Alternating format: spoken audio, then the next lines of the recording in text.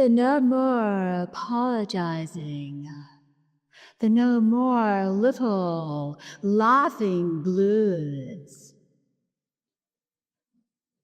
Apologizing for going to school.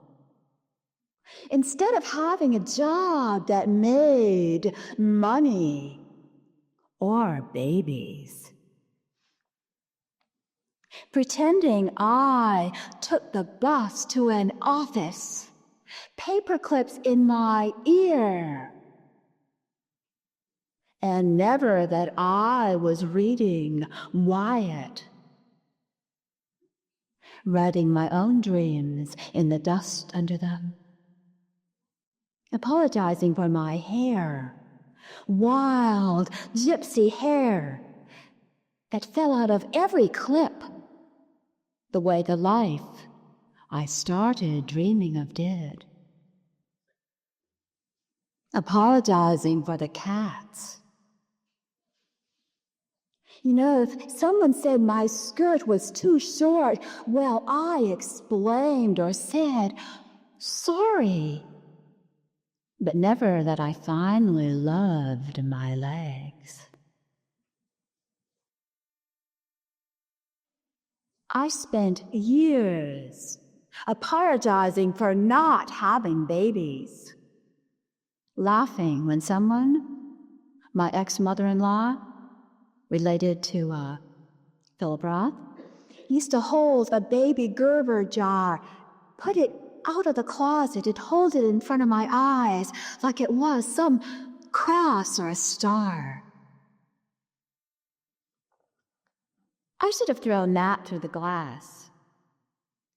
I didn't need to explain the music I liked. One of my friends listened and said, Lyn, that's noise.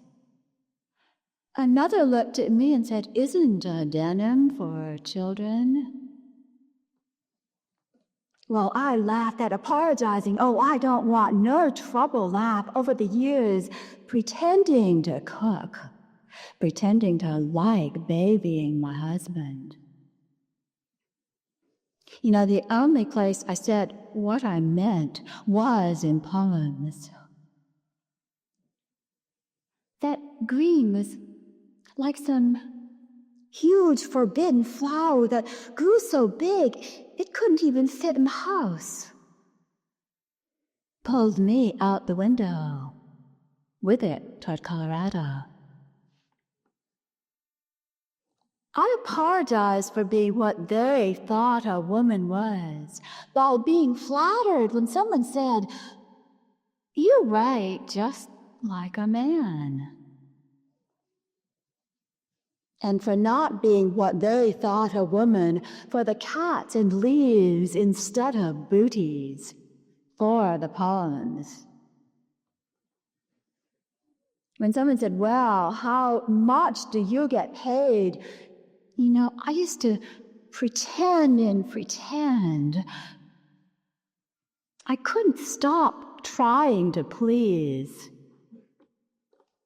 The A, the star, that old good girl stamped right on my forehead.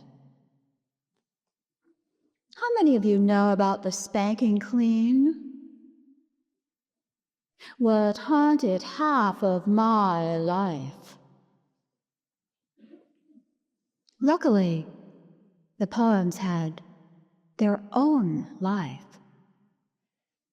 And you know, mine finally followed where the poems were growing. Worn paper skin, growing finally in my real bed until the room stopped spinning for good, the way it used to when I dressed up in suits and hairspray, pretending to be all those things I wasn't. Teacher, good girl, lady, wife. You know, I was writing about lovers. For years before I'd felt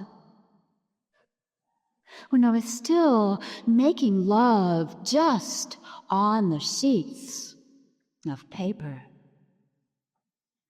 Well, when the poems came out, this one woman I used to drive to school with said, "Lyn, I can't take this. This can't be the you I know. These poems are so brutal, violent. Which is the real?" The man I was with moved to the other side of the bed.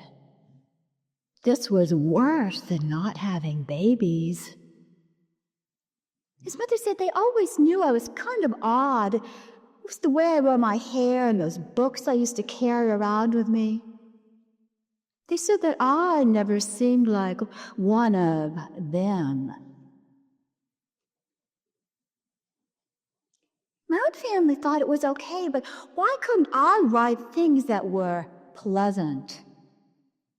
They wanted to know how much I got paid, and how come I didn't write for the Atlantic? Look, I still have trouble saying no. It's true. I want all of you to care about what I'm thinking, to want my hair. It's true, I did put up a no smoking sign up on the door. Twice I have gone and gotten out ashtrays. But let me tell you one thing. I have stopped being grateful to be asked to read, or to always have some lover right there beside me. It's still not easy to get off the phone to tell some young, stoned poet it's a bore to lie there with a phone in my ear like a cold rock while he goes on about the evils of money, charging it to my phone. But now when I hear myself laughing that apologizing laugh, well, I know what swallowing those black seeds can do. You know what? I spit them out, just like tobacco. That's something men have always been able to do. Look, there's nothing good that grows from saying, "Oh, I'm sorry, sorry." Only those dark branches, and you know they will get you right from inside.